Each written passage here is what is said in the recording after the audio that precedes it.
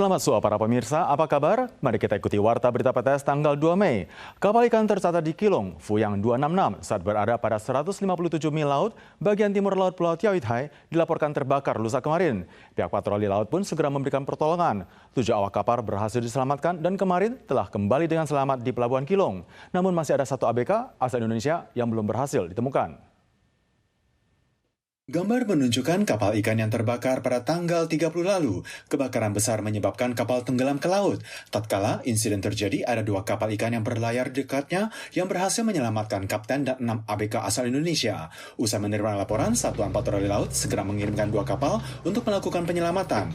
Ketujuh awak kapal segera ditempatkan ke atas kapal untuk penanganan luka dan tiba dengan selamat di Pelabuhan Kilong kemarin malam. Kapal patroli Taoyuan tetap berada di lokasi guna melanjutkan pencarian 1 ABK Indonesia yang dilaporkan hilang. Dimulainya perang tarif Amerika telah memberikan dampak pada sektor industri. Kementerian Ketenagakerjaan mengumumkan data statistik tentang kondisi pengurangan jam kerja atau cuti yang tidak dibayar hingga akhir April. Periode kali ini bertambah 21 perusahaan, total 584 karyawan. Hari Buruh kemarin, Federasi Serikat Buruh Kota Taoyuan memimpin sejumlah karyawan dari sektor manufaktur untuk turun dan demo di jalan guna menyampaikan tuntutan mereka. 因为现在美国川普关税政策，那它是对于台湾的国产车有非常严重的影响。 Sejumlah perusahaan manufaktur di kota Taoyuan berdemonstrasi dengan menekankan bahwa kebijakan tarif Presiden Trump akan mengakibatkan industri manufaktur otomotif Taiwan kolaps. Tanggal 1, MOL mengumumkan jumlah reduksi jam kerja dan cuti tak dibayar hingga akhir April bertambah sebanyak 21 perusahaan dan 584 staf dibandingkan periode sebelumnya. 实施较多主要是集中在制造业跟批发零售业。那本期主要增减幅度较大的大概是在制造业地区的部分，大概还是在北部。 Saat ini ada 2.266 staf pada 131 perusahaan yang mengalami pengurangan jam kerja. Jumlah karyawan yang mengalami dampak terbanyak dalam setengah bulan terakhir akibat penurunan tajam jumlah pesanan mencakup industri logam mekanik dan elektrik, yakni 100-an staf pada perusahaan mesin bubut, 100-an staf pada manufaktur logam dasar mekanik dan elektrik, dan belasan staf pada manufaktur komponen elektronik dan informatika. Amerika merilis data terbaru ekonomi yang menunjukkan PDB-nya menyusut 0,3% pada kuartal pertama tahun ini, terendah sejak kuartal kedua 2022. Publik berpendapat hal tersebut adalah imbas dari kebijakan tarif Presiden Trump. Namun Trump yakin jika penyusutan PDB parah adalah kesalahan saat pemerintahan Biden terkait resolusi yang diajukan oleh Senat Amerika Serikat untuk mencabut kondisi darurat nasional pada akhirnya gagal disahkan. Nilai PDB Amerika pada kuartal pertama tahun ini menyusut 0,3%, menurun tajam dibandingkan kuartal sebelumnya. Penurunan ini melampaui ekspektasi sejumlah pakar ekonomi dan mencatat rekor terendah sejak kuartal kedua tahun 2022. Pakar menganalisis hal ini terjadi setelah pemberlakuan tarif oleh Trump, memicu perusahaan menimbun komoditi impor dalam jumlah besar dan penurunan belanja oleh konsumen, sehingga menyebabkan perekonomian anjlok. Namun Trump menilai hal ini disebabkan oleh kebijakan mantan Presiden Joe Biden.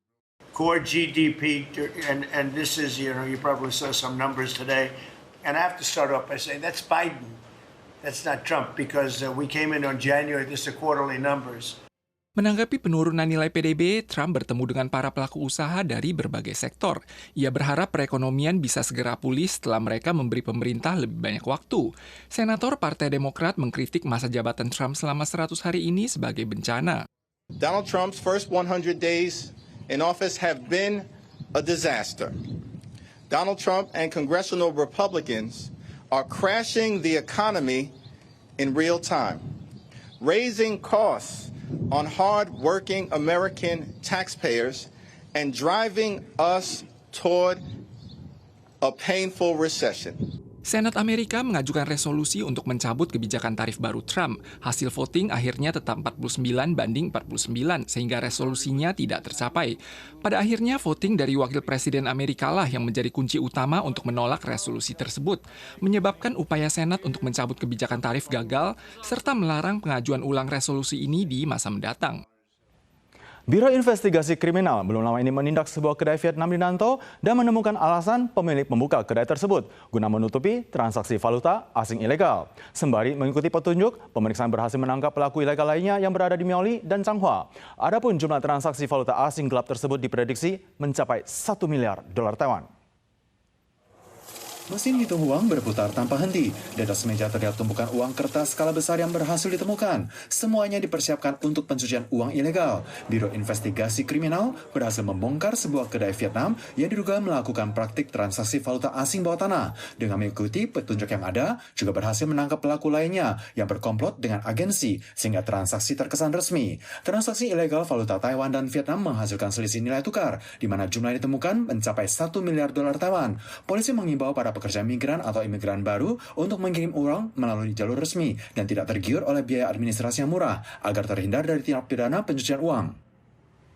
Belakangan ini cuaca mulai berubah menjadi panas. Kawanan ular pun bermunculan dalam jumlah besar. Sebuah peternakan ayam di distrik Anan, Kota Tainan, dalam setengah bulan ditemukan 4 ekor ular besar yang terpanjang berukuran 2 meter. Biro Pertanian mengingatkan warga jika mendapati ular dalam rumah, segera menghubungi mereka untuk dapat segera ditangani. Sebuah peternakan ayam di distrik Anan, Tainan baru-baru ini menemukan bahwa telur ayam mereka raib secara misterius. Setelah memasang kamera, mereka menemukan dalangnya adalah ular busuk Taiwan. Pawang segera dikerahkan untuk menangkap ular tersebut. Dalam setengah bulan terakhir, ada 4 ekor ular besar yang berkeliaran di sini, sehingga diduga ada kawanan ular busuk di sekitar area ini. 从4月初到昨天、前天到前天这样子，我总共去帮他抓了4只。我以前碰到的经验是，可能就是一个群体，它可能就是3只吧。我是怀疑它可能是不同群体这样子。 Bukan cuma di sini saja, setiap kali cuacanya panas, ular pun mulai bermunculan di kelurahan lain di distrik setempat. Dalam minggu ini saja sudah ada 2 ekor ular yang tertangkap, karena di sini mayoritas merupakan sawah dan semak belukar. 若阮遮伊甲卡2分钟来拢到，拢解我解掠，所以讲哦，咱会晓甲掠着，安尼可能感觉讲，哇，你遐抓较济，其实哦，只要你若草地所在哦，抓拢足够了。 因子过后哈，那天气也逐渐转热，那一些蛇类的话就会出动了哈。如果说民众在接近草丛的话，希望是能够打草惊蛇哈，让它逃跑。Biro Pertanian mengingatkan warga yang beraktivitas di area pinggiran kota untuk menepuk rerumputan agar ular terkejut. Jika ular masuk ke dalam rumah, segera lapor ke Biro Pertanian agar ditangani oleh petugas profesional guna menghindari bahaya. Para pemirsa sekalian, sekian Warta Berita PTS. Berikutnya mari kita saksikan Tamarin singa emas di Jerman. Kita soal lagi di lain kesempatan. Sampai jumpa.